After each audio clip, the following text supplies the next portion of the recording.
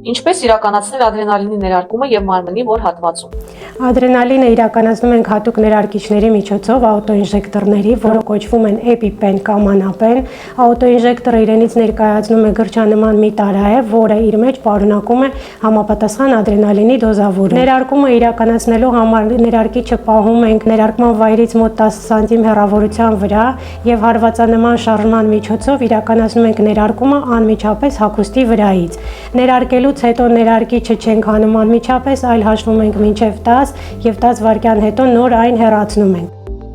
Վաճառվում են արդյոք աուտոինժեկտորները Հայաստանում։ Ցավոք աուտոինժեկտորները Հայաստանում չեն վաճառվում, քանի որ գրանցված դեղամիջոցներ չեն համարվում։ Մեր պացիենտները այս պրեպարատները ձեռք են բերում արտերկրից համապատասխան ալերգոլոգի դեղատոմսով։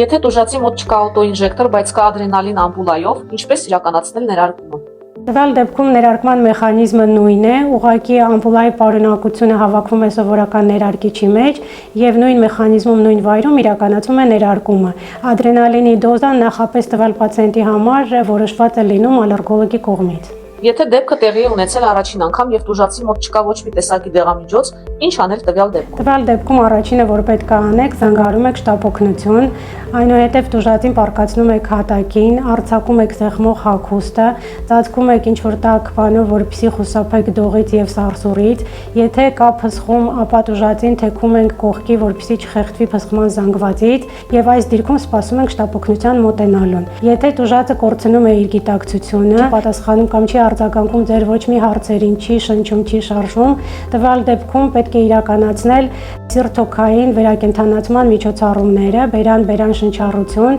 եւ սրտի արտաքին մերսում։ Եթե այս ամենից հետո տուժածի վիճակը լավանում է, ոչ մի դեպքում չեք չեղարկում շտապօգնության կանչը, քանի որ առաջի ռեակցիային միշտ հաջորդում է նաեւ երկրորդ ռեակցիան անաֆիլաքսիայի։ Բժիշկները մոտենալուն պես կգնահատեն պացիենտի ծանրության աստիճանը, վիճակի եւ հարկ եղած դեպքում կտեղափոխեն նրան հիվանդանոց։ Հիվանդանոցի պայմաններում նա կգտնվի 24 ժամվա ընթացքում եւ կստանա համապատասխան սիմպտոմատիկ բուժում, որպեսզի խուսափի հետագա անաֆիլաքսիային բնորոշ բարդություններից եւ իհարկե երկրորդ ալիքի զարգացումից։